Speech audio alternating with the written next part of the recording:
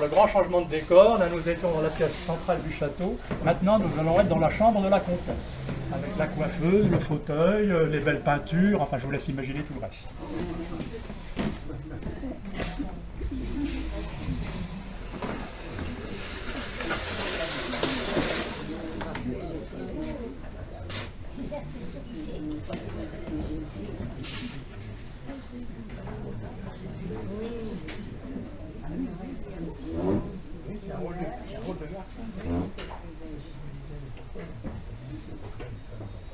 Ferme la porte, Suzanne.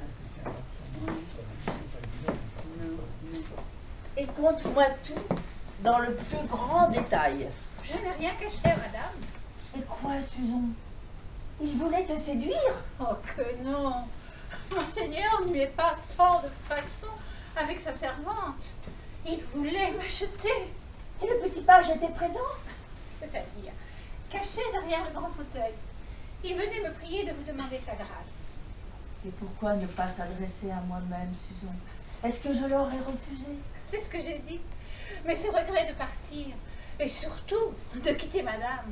Ah, Suzon, qu'elle est noble et belle, mais qu'elle est imposante. Est-ce que j'ai cet air-là, Suzon? Moi qui l'ai toujours protégée. Puis il a vu votre ruban de nuit que je tenais. Il s'est jeté dessus. Mon ruban. Quelle enfance! J'ai voulu le lui ôter. Madame, c'était un lion. Ses yeux brillaient. Tu me le rends avec ma vie, criait-il, en forçant sa petite voix douce et grêle. Eh bien, Suzon? Eh bien, madame, est-ce qu'on peut faire finir ce petit démon-là? Et ma marraine par-ci, je voudrais bien par l'autre. Et parce qu'il n'oserait seulement baiser la robe de madame, il voudrait toujours m'embrasser, moi. Laissons ces folies. Enfin, Suzon, mon époux a fini par te dire Que si je ne voulais pas l'entendre, il allait protéger Marceline. Oh, il ne m'aime plus du tout. Pourquoi tant de jalousie? Comme tous les maris, ma chère, uniquement par orgueil. Oh, je l'ai trop aimé. Je l'ai lassé de mes tendresses et fatigué de mon amour. Mais je ne veux pas que cet honnête aveu te nuise. Tu épuiseras Figaro. Lui seul peut nous y aider. Viendra-t-il? Dès qu'il verra partir la chasse? Oh, ouvre un peu la croisée. Il fait une chaleur ici. C'est que madame parle et marche avec action. Sans cette constance à me fuir. Oh, les hommes sont bien coupables. Oh, voilà monseigneur qui traverse à cheval le grand potager, suivi de Pédrille, avec 2, 3, 4 lévriers. Oh, nous avons du temps devant nous. Ah, on frappe. Suzon, on frappe. Ah, c'est mon Figaro. Ah, c'est mon Figaro. Mon cher ami, viens donc. Madame est dans une impatience. Et toi, ma petite Suzanne? Madame ne doit en avoir aucune. Au fait, de quoi s'agit-il? D'une misère. Monseigneur aime bien notre femme. Il voudrait en faire sa maîtresse. C'est bien naturel. Naturel. Et puis, il m'établit courrier de dépêche. Et Suzon, conseiller d'ambassade. Et puis, il n'y a là aucune étourderie. Tu finiras. Et comme Suzanne, ma fiancée, n'accepte pas le diplôme, il va favoriser les vues de Marceline. Quoi de plus simple encore? Se venger de ceux qui nuisent à nos projets en renversant les leurs, voilà ce que chacun fait. Et c'est ce que nous allons faire nous-mêmes. Et voilà tout pourtant. Pouvez-vous, Figaro, traiter si légèrement un dessin qui nous coûte à tous le bonheur? Ah, Fais-le de t'affliger qui de mon dit chagrin. cela, madame? N'est-ce pas assez que je m'en occupe? Or, pour agir aussi méthodiquement que lui, tempérons d'abord son ardeur de nos possessions pour mieux l'inquiéter sur les siennes. C'est bien dit. Mais comment? Un faux avis donné sur vous. Sur moi? La tête vous tourne. Oh, c'est à lui qu'elle doit tourner. Un homme si jaloux. Oh, bah tant mieux! Pour tirer parti des gens de ce caractère, il ne faut qu'un peu leur fouetter le sang. C'est ce que les femmes entendent si bien. Et puis, les tient tant fâchés tout rouge qu'avec un brin d'intrigue, on les met où l'on veut, par le nez, dans le voilal qui vire. Je vous ai fait rendre à Basile un billet inconnu, lequel avertit monseigneur qu'un galant doit chercher à vous voir aujourd'hui pendant le bal. Et vous vous jouez ainsi de la vérité sur le compte d'une femme d'honneur? Il y en a peu avec qui j'eusse osé, de crainte de rencontrer juste. Il faudra que je l'en remercie. Mais n'est-ce pas charmant de lui tailler ainsi des morceaux de sa journée, en sorte qu'il passe à rôder, à jurer après sa dame, le temps qu'il destinait à se complet avec la nôtre?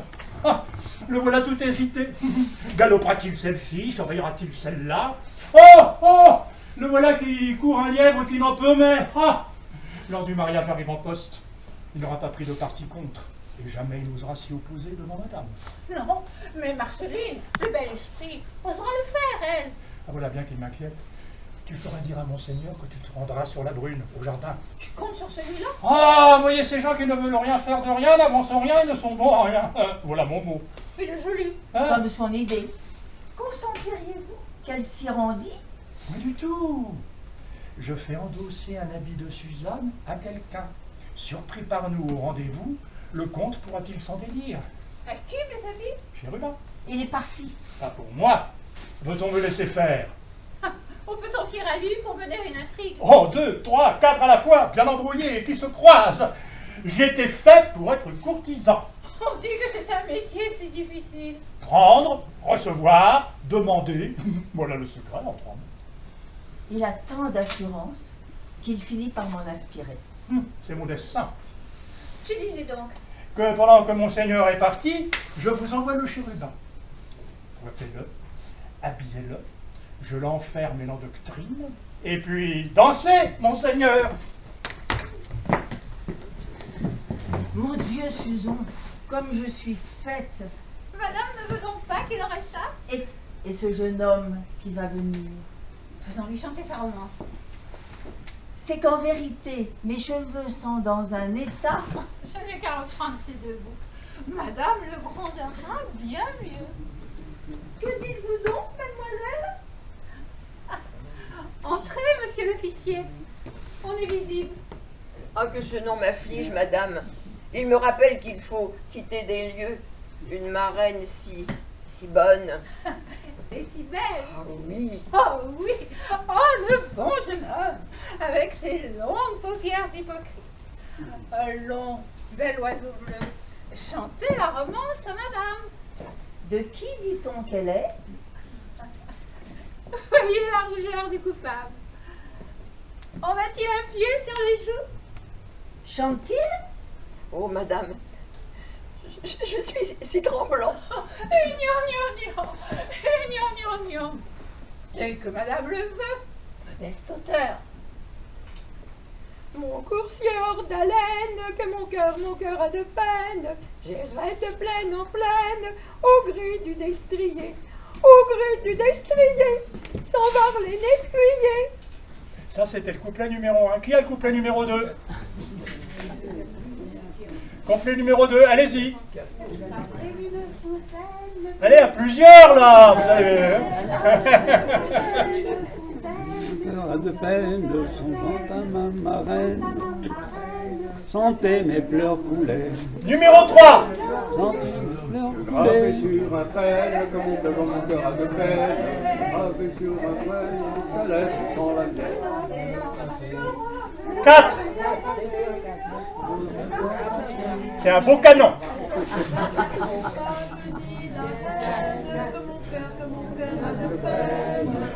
Là, on sent la peine qui arrive, hein, ça ralentit. Qui vous fait tant pleurer.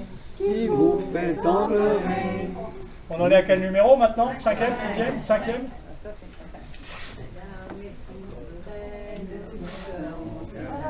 Là, il y a les plus belles voix.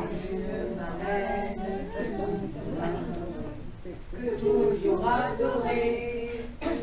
6e.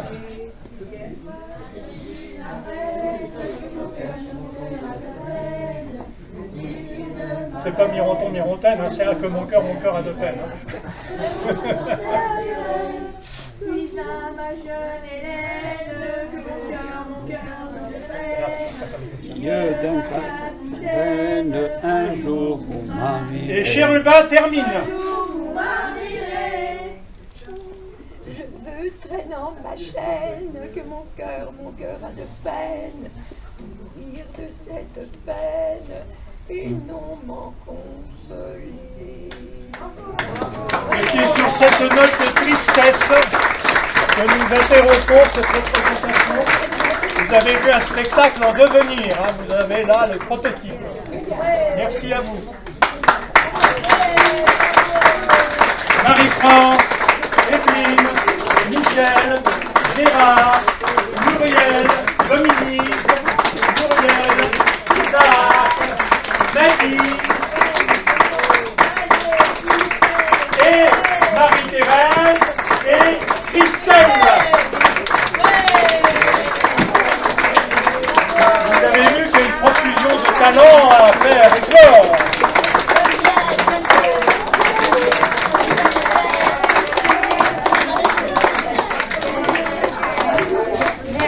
Merci beaucoup. Apparemment, le spectacle vous a plu. Je voudrais, collègues et amis, donner un grand bravo à Jacques, qu'on remercie pour sa patience, son courage, son savoir-faire, sa ténacité. Son Jacques.